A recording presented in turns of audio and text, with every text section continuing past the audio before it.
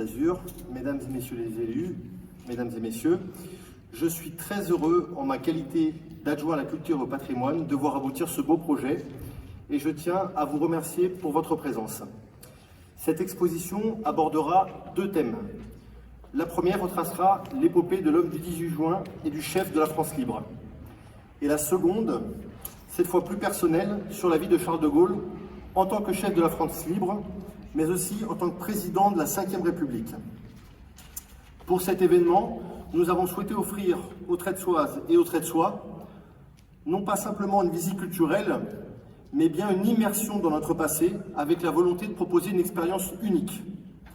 Pour ce faire, nous avons également sollicité M. Humbert, qui est ici présent, en sa qualité de président fondateur du musée de la mémoire militaire, afin qu'il nous accompagne sur ce beau projet.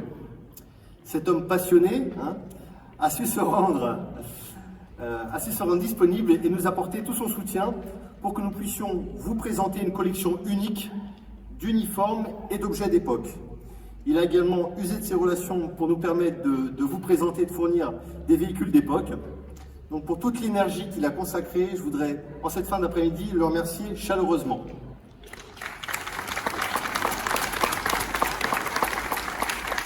Je profite également de ce moment pour remercier tout le personnel de la mairie, les équipes techniques, le service informatique et bien sûr tous les membres de ma délégation à l'Office du tourisme qui ont eux aussi tout mis en œuvre pour que cet événement soit une réussite.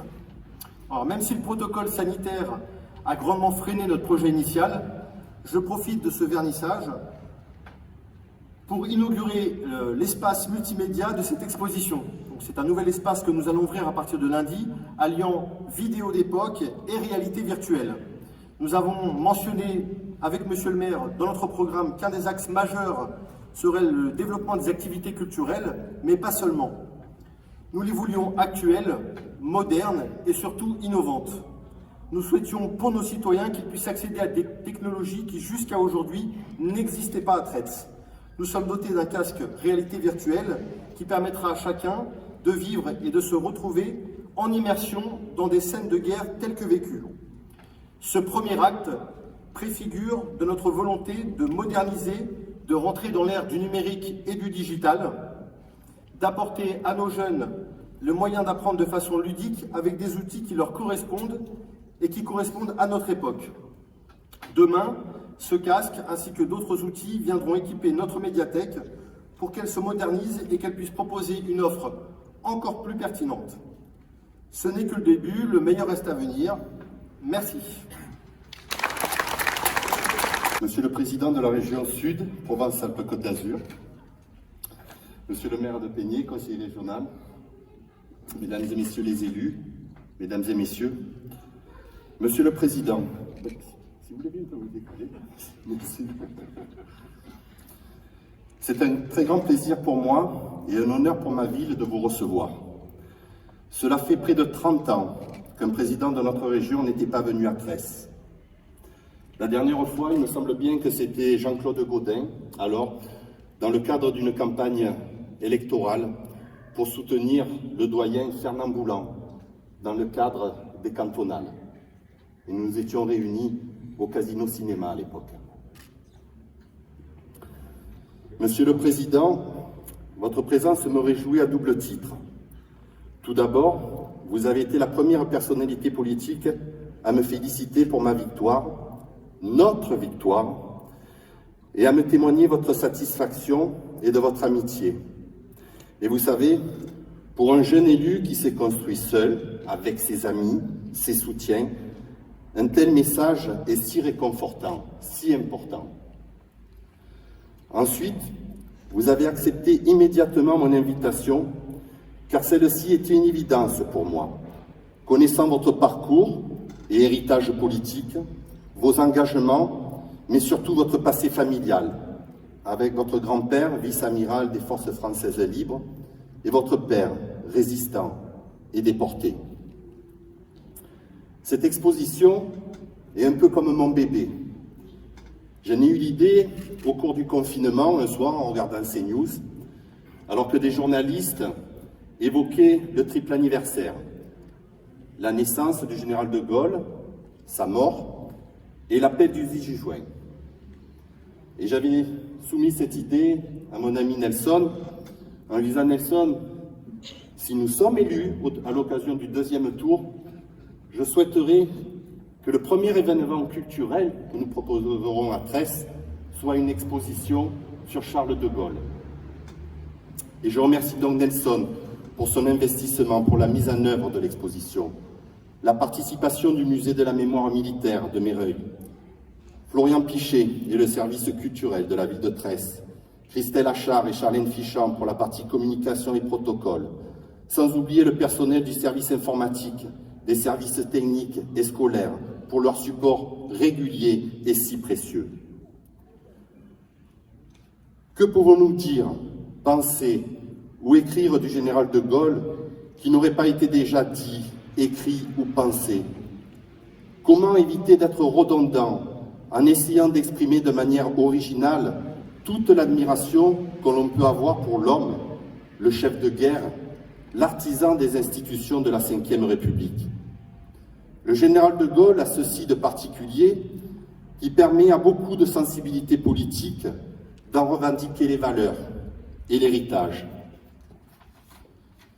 À une époque politique où se multiplient les considérations inquiètes ou désabusées sur l'évolution de nos sociétés, l'image du général s'impose comme une valeur refuge, un idéal de la France et d'une volonté farouche de faire de notre société et de son peuple un exemple et un guide, d'une idée non seulement de la France, de l'Europe, mais au final d'une véritable vision du monde.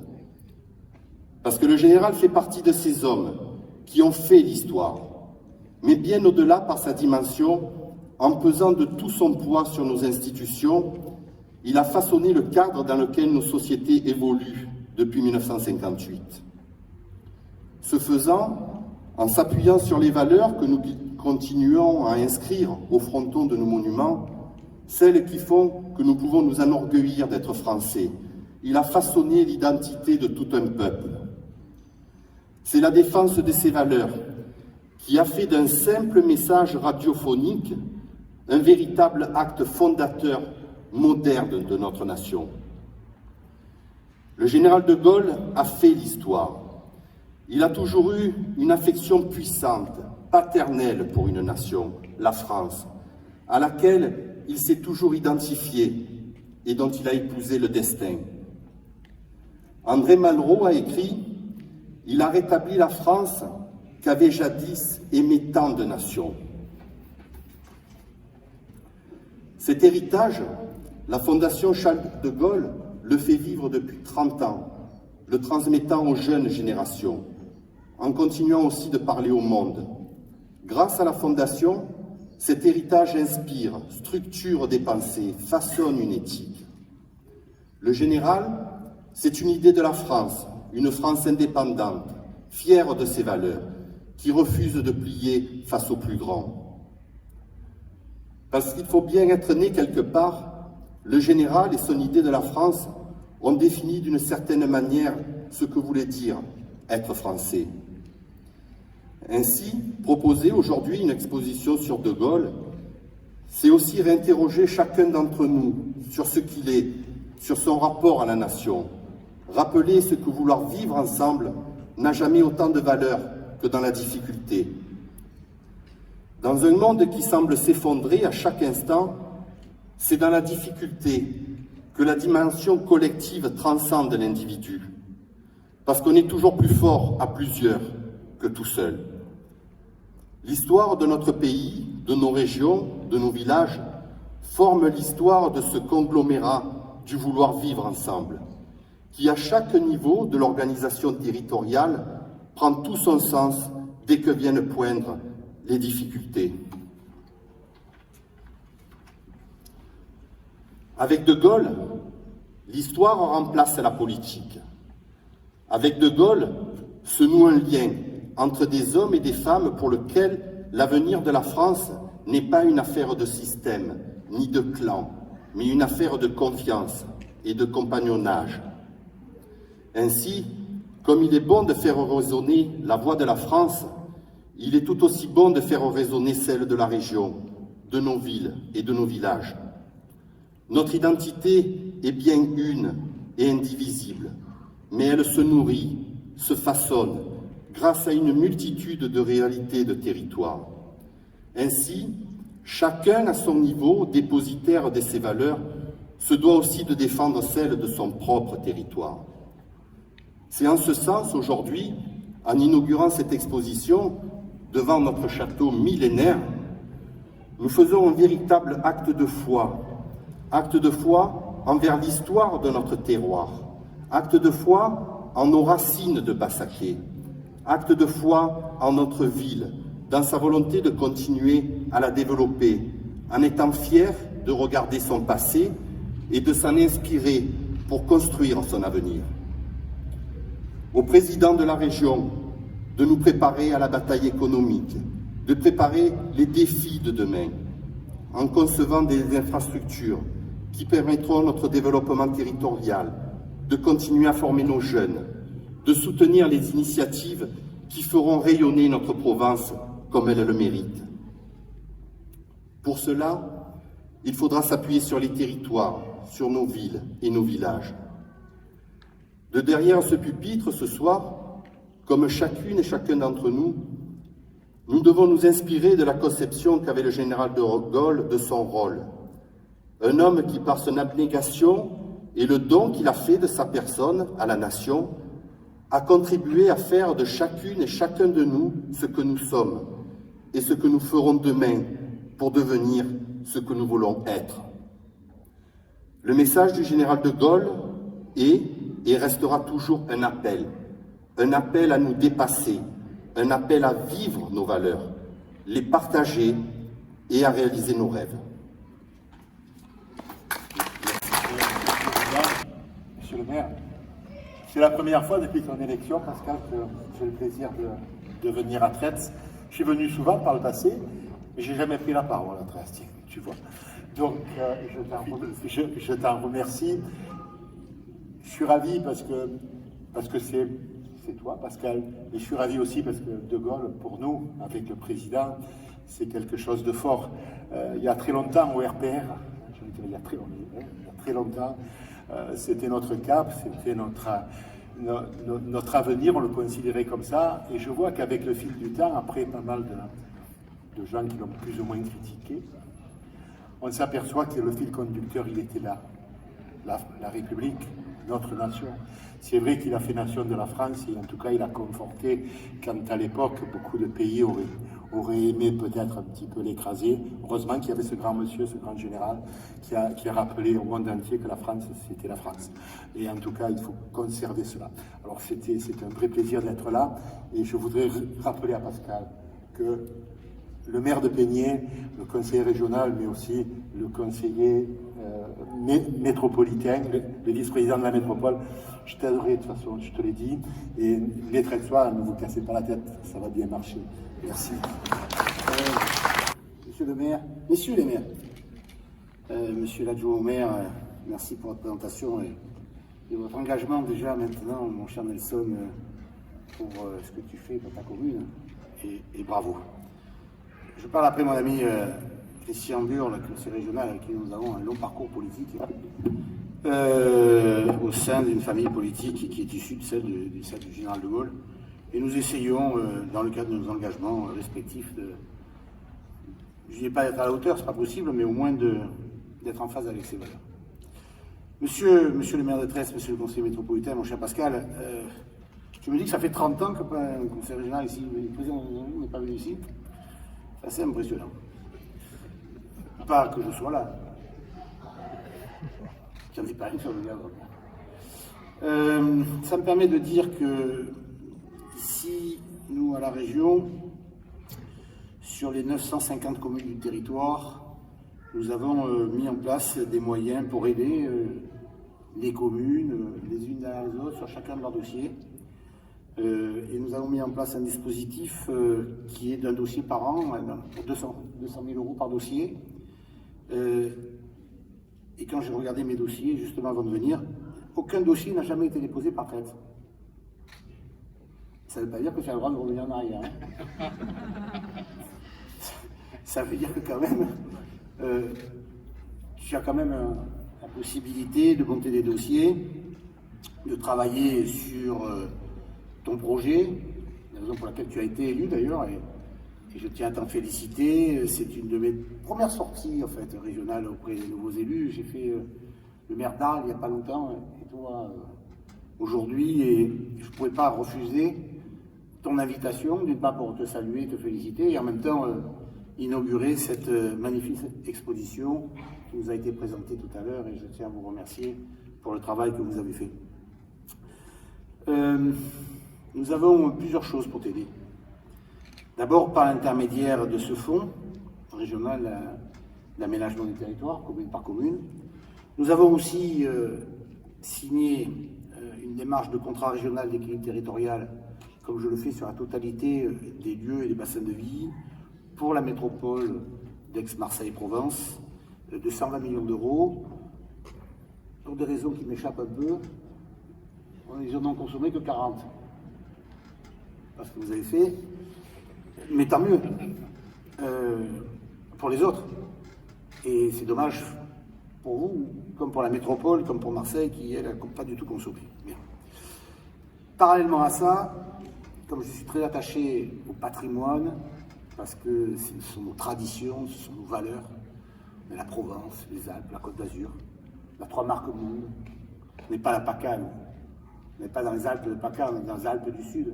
On est des méridionaux, on est des Alpins, on est ensemble, pas toujours, parce qu'il y a des derbys.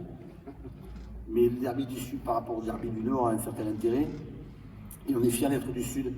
Et ce Sud, il a un patrimoine conséquent, et nous avons 160 châteaux dans la région, parmi les 2400 monuments historiques qui sont répartis sur tout le territoire. Et donc, nous consacrons des moyens financiers importants aussi pour la rénovation. Et j'ai compris, en visitant la salle des mariages, qu'il n'y avait qu'un étage et qu'il en manquait. Et que quelques-uns sont murés. Et que c'est dommage quand même d'avoir un tel bijou ici, dans cette région, dans ce département, dans cette métropole, et que les travaux ne puissent pas être engagés. Et donc par rapport aux moyens financiers que nous mettons, je pense que nous avons la possibilité de venir contribuer sur une évolution et t'aider sur tes dossiers. Ça sera la part régionale pour le nouveau maire de Tretz, qui n'a pas eu la visite depuis 30 ans d'un président de région. Mais je ne suis pas le Père Noël, hein, quand même. Hein. Bon, je suis de la culture du gaullisme. Et je suis très heureux dans cette visite d'avoir retrouvé mon grand-père qui faisait partie des 5 qui pilotaient la France libre.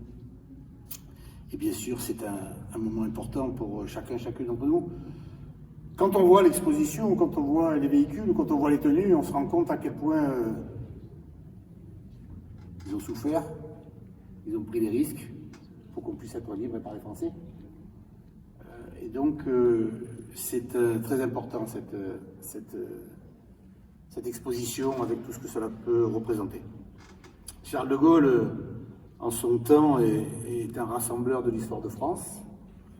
Il nous laisse, pour nous, patrimoine historique, des valeurs fortes, de courage, d'engagement, capacité de rassembler, capacité de fédérer une résistance, capacité d'envoyer des hommes organiser cette résistance. Et on a le mémorial de Jean Moulin qui a sauté à Salon et qui est juste à côté et qui font partie de ces valeurs fortes qu'il faut transmettre autour de nous. C'est un peu ce que tu fais avec le virtuel, en rendant une partie du ludique, c'est un peu ce que l'on voit quand on voit les tenues, c'est aussi quand on voit ces véhicules, et c'est quelque chose de très important. Le général de Gaulle était un homme de choix, de grandes décisions. Il faut du caractère pour renoncer à ses aises, déserter son milieu. Il faut de la vertu pour quitter le pouvoir. Que ce soit en juin 40, en janvier 46 ou en avril 69, il était exemplaire en la matière. Et ces départs de Charles de Gaulle n'ont jamais rien d'anodin, ils sont spectaculaires, remarquables, héroïques, même si bien que l'on ressent des décennies après la puissance de caractère qu'il exigeait, cette puissance de caractère que nous trouvons beaucoup moins maintenant autour de nous, notamment dans la classe politique. Petit clin d'œil pour celui qui voudra bien entendre. Le général de Gaulle a transformé la France. Et pas simplement représenter notre pays dans les moments les plus difficiles de l'histoire, mais il a aussi incarné toutes les espérances. L'espérance de la réconciliation franco-allemande. J'étais hier soir en Allemagne, à Saarbrück, où, en tant que président des régions de France, j'ai organisé, dans le cadre justement de ces relations franco-allemandes, de ce couple franco-allemand, où nous avons aujourd'hui les moyens européens pour essayer de sortir le moins mal ou le mieux possible du Covid. Et les Länder, comme les régions, ont une capacité d'action, parce qu'elles sont autorités de gestion des moyens financiers. On parle quand même de 40 milliards d'euros pour la France. Et donc, il est important justement que les territoires aient la capacité de faire ça. Dans le discours que j'ai fait hier, j'étais à Schengen, ça me fait drôle d'être à Schengen. J'étais à Schengen, j'ai rappelé quand même que si parfois on ne sait pas bien à quoi sert l'Europe, on devrait se souvenir que sur ce continent, nous avons assisté à tous les massacres les plus ignobles, les plus horribles que le monde ait pu fabriquer, et depuis des siècles. Et pour nos enfants, aujourd'hui, maintenant, on a la paix. Alors, on a l'euro. Enfin, on a la paix. On a la démocratie. On a la capacité de s'exprimer. Alors qu'il y a peu, quand on voit comment ils se battaient, c'était la continuité de ce combat permanent, la guerre de 70, la guerre de 14, la guerre de 39-40. Et aujourd'hui, on est en paix sur ce continent. Ça parle. C'est pour ça que tout ce qui touche à l'Europe, moi, et tous ceux qui essayent de nous faire péter l'Europe, ils trouveront en phase 2 un adversaire, en tout cas moi, acharné, parce que les Américains ont une logique qui n'est pas multilatéraliste, mais qui veulent tout prendre. On a aussi toutes des difficultés majeures autour de nous, que ce soit en Syrie, en Irak, dans cette partie du monde très difficile. On a un Liban qui vient d'exploser, malheureusement, mais qui peut imploser sur le plan politique. On a une poussée démographique très importante sur l'Afrique. Et donc on a les Russes qui ont aussi une logique différente, les Chinois qui, eux, ont une logique capitalistique, mais peu démocratique. Et donc on a besoin, non pas d'être quelques dizaines de millions de Français, mais d'être un continent fort et puissant pour arriver à résister. On ne pourra pas résister seul. Et c'est nous, les Français et les Allemands, qui avons la capacité d'organiser cette résistance. Et c'est moi, le petit-fils de l'amiral Muselier, le fils d'un père qui a été déporté à Dachau, ou dont la totalité de ma famille a été torturée et déportée. Eh bien, s'il n'y a pas la paix, c'est un enfer. Donc, il faut continuer à fabriquer cette paix. L'espérance, parallèlement à ça, de la stabilité politique. Troisième République, Quatrième République, il a fabriqué la Cinquième, qui est souvent critiquée, attaquée aussi, mais qui pour autant a su, avec une forme de grande souplesse, garder notre pays dans l'axe des règles et des lois, tout en faisant des changements de majorité, des cohabitations, mais en tout cas, il y a une colonne vertébrale qui est très forte. Autre espérance, c'est celle du progrès, la création de la sécurité sociale, le droit de vote pour les femmes, la participation des salariés dans leurs entreprises, le paquebot France, l'avion Concorde, le programme spatial français, les études du TGV, son héritage d'homme d'État a façonné notre avenir, en grande partie après réalisé par le président Pompidou. C'est sous sa houlette que sont créés les parcs naturels régionaux et nationaux. C'est aussi l'homme de la décolonisation. D'un bout à l'autre de l'échiquier politique, il y a forcément un sujet à propos duquel un parti se réclame aujourd'hui toujours du gaullisme. Y compris les héritiers, c'est toujours plus rigolo d'ailleurs, de ceux qui l'ont toujours combattu. Encore une fois, la force romanesque et préfiguratrice d'André Malraux est là. Tout le monde a été et ou sera gaulliste. Tu l'as souligné, monsieur le maire, cher ami, cher Pascal, 3 grands moments gaulliens là, en 2020. 130e anniversaire de sa naissance, 80e anniversaire de l'appel du 10 juin, 50e anniversaire de sa mort. C'est donc avec beaucoup de joie que nous accueillons ici en région Sud ces 2 formidables expositions itinérantes, De Gaulle de l'appel à la libération et De Gaulle une vie. La première fait appel à ce que nous connaissons le mieux, l'aventure humaine incroyable, depuis un petit studio de la BBC, qui réunira des royalistes, des communistes, des juifs de France et d'anciens membres de ligue d'extrême droite, mon grand-père, l'amiral Muselier, comme le maréchal de Tassigny, pour la plupart des jeunes, des très jeunes, pétris d'amour de la France jusqu'au bord de l'âme, comme le dira Jean Moulin. La deuxième période évoque l'homme et son parcours prodigieux, les moments de gloire, sa traversée du désert, le militaire, l'homme d'État, mais aussi sa formidable plume. Cette créature hors du commun qui mêle Chateaubriand et Bonaparte, ce personnage incomparable qui a marqué son siècle, dont on connaît le nom partout. Monsieur le maire, vous pouvez être fier ici d'avoir accueilli et d'organiser ces deux expositions qui vous ont été inspirées à la veille du deuxième tour, et peut-être qu'ils ont porté chance. Ouais. En tout cas, je suis très fier d'être à vos côtés. Que dire de plus, si ce n'est que notre place ici nous impose des responsabilités importantes. Je suis président d'une grande région, 5 millions d'habitants, 6 départements, 3e produit intérieur brut de France. On a un produit intérieur brut plus important que le Portugal. On a nous sommes plus nombreux que quelques pays du nord de l'Europe. Nous avons une taille plus grande que la Belgique. On est un petit pays. Petit pays dans une grande nation, sur un beau continent. Et on est aujourd'hui confronté à ça. Là. Ça. Alors, moi, je suis médecin. Et j'ai une vision très simple des choses. Vous savez, en tant que médecin, on est confronté à la maladie toute la journée, on les soigne. On espère guérir, s'en sortir, il faut amener de l'espoir, il faut être calme, il faut être très attentif.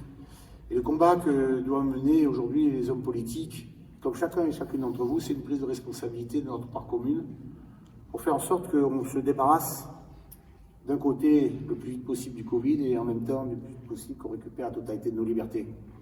Nos libertés de respirer tranquille, de s'embrasser, de se faire la bise, de se serrer dans les bras, de la vie classique et traditionnelle qu'on aime. On l'a d'ailleurs tellement aimé qu'on rechute un peu là.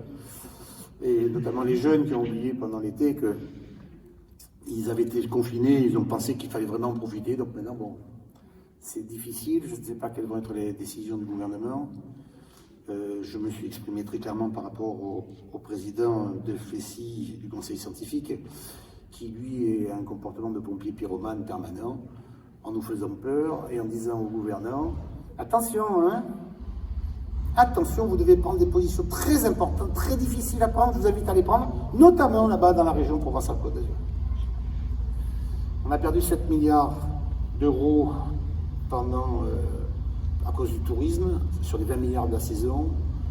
On a investi avec la majorité régionale et mon ami ici, président Christian Burg, près de 760 millions d'euros pour aider au mieux les entreprises, les petites entreprises, bassins d'emploi par bassin d'emploi. Notre économie doit vivre. Nous devons vivre, nous devons nous adapter à ces difficultés que nous rencontrons. Pas parce qu'on a du cholestérol qu'on ne mange plus rien, mais on fait un peu attention. Pas parce qu'on a du diabète qu'on ne se soigne pas. On n'a pas les soins là, mais il faut faire un peu attention. Par contre, notre économie ne pourra pas le supporter et donc j'ai prévenu très bien le gouvernement que nous n'accepterons pas un reconfinement parce qu'il n'est pas acceptable. Nous devons par contre nous adapter et j'aurai l'occasion de m'exprimer dans les jours qui viennent pour donner mes positions au niveau régional et en même temps en tant que président des régions de France. Tout ça pour dire quoi? C'est-à-dire qu'on est tous confrontés à des grosses difficultés. Enfin, quand on voit on fête cette année les 300 ans de la peste à Marseille. 300 ans de la peste à Marseille. Ça me fait réfléchir par rapport au Covid. La moitié de la population marseillaise a été terrassée, un tiers de la population provençale. On s'en est tous relevés. On a mis un peu de temps, je reconnais. Enfin, on est tous relevés. Aujourd'hui, on a ce Covid. On va l'affronter, hein. On va vivre. On va mordre dans la vie. On va s'adapter à cette vie que l'on aime tant. On va manger la vie par tous les pores de sa peau, on doit se respecter, on doit se battre pour notre liberté, comme l'ont fait nos aînés. Et là, on a un autre problème, on va le traiter, on va s'en occuper, et on va le faire dans l'honneur, la dignité et dans la responsabilité. En tout cas, excusez-moi d'avoir fait cette petite passage, mais c'est à l'ordre du jour. Si on est tous loin et que je n'arrive pas à voir vos sourires, c'est quelque part, je vois aussi le plissement de vos yeux qui clignotent. L'avantage du masque, c'est que vous voyez mieux le regard. Et dans le regard, c'est comme une vitrine, on voit ce qui se passe derrière. Et très souvent, dans vos yeux en général, il y a un bel éclair de vie. Et c'est ça le plus important. Et merci pour cette exposition et pour votre accueil à chacun et chacune d'entre vous, à vous, monsieur le maire.